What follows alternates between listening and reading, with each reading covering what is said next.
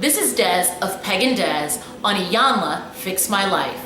Now, Iyanla Fix My Life is not a formal part of the PegandDes lineup. However, I saw 2 catch-up episodes of the show on Saturday this season, and I felt compelled to do this video.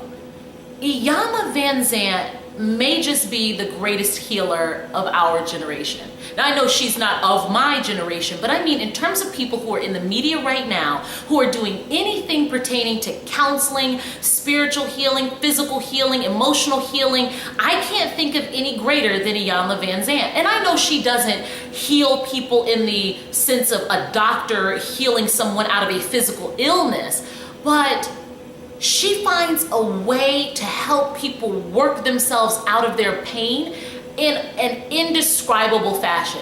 Iyanla's like, she is like a breeze in an Afghani desert. She's like towels fresh from the dryer, unicorns on a spring day.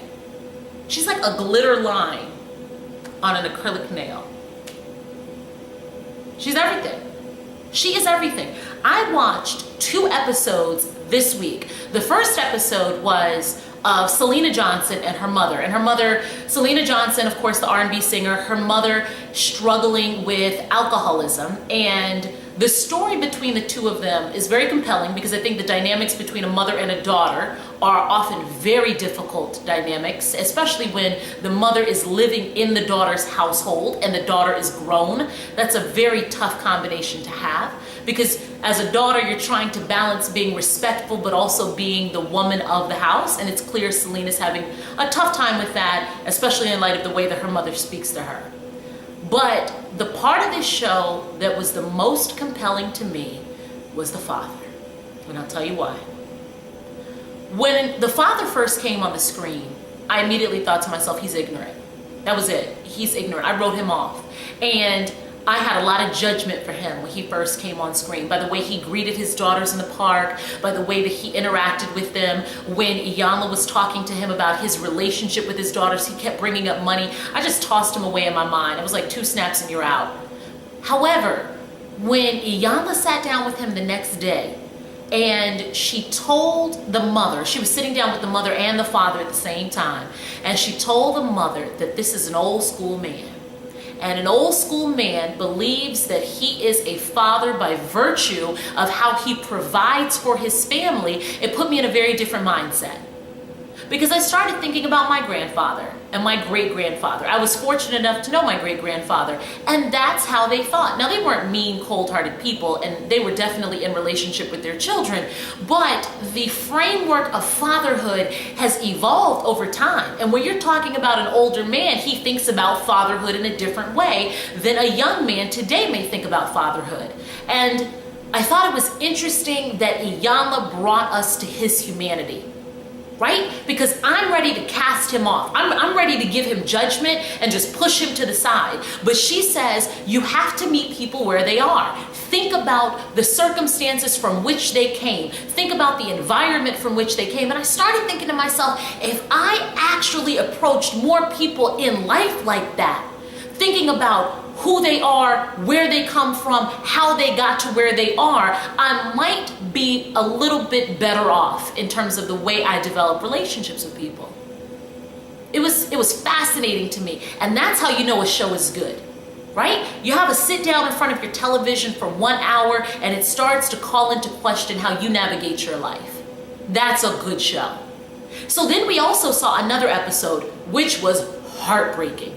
The episode of the family in Maryland and the mother of the house, or the woman of the house, in crisis. Premise is this: husband and wife live together, been together over 30 years. They have 2 children. The father has decided to bring in other people, his sister, his niece, and I believe a nephew or a cousin. So all these people are in the house. The mother is overwhelmed. Not to mention the fact that she has some trauma in her past because she lost a child. So between the trauma, having a full house, and any other number of issues she has going on, she's frustrated, she's tired, and she is, what my mother says, sick and tired of being sick and tired. right? So we see her in the house losing her mind on people. People, of course, are angry with her because of the way she communicates with them, and they in turn lash back, and it's a perpetual cycle of nastiness. Iyanla Van Zandt walked into that situation and reminded those people what they did not want to be reminded of. You are in someone else's house, right? She looked at the sister, looked at the daughter, looked at the cousin. You are in someone else's house. And regardless of how she behaves, you're in her house. And I feel like those are things that are easy to forget when you're in certain situations, right? You start to feel entitled. You start to feel like I'm owed this. I put head to pillow here. I can act however I want to act. She can't talk to me like that. Remember, the nephew was, I don't care. I'll give respect where respect is due, but I don't know. He had a whole lot of attitude on the yard. And Iyanla had to remind him, that's that lady's house. Put it in perspective. That's her home. And she was able to help the husband and the wife reconnect. But the thing I love about her the most is when she helps you articulate what you know you want to say, but you can't figure out how to say it.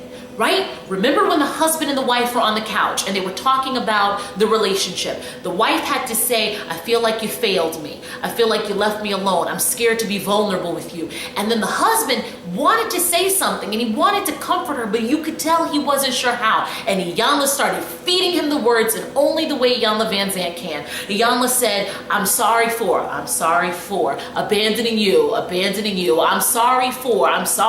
It just went on like that. And then the moment she said, in trying not to be like my father, I ended up treating you exactly like my father. And the man broke down. It was a wrap. It was a proverbial wrap.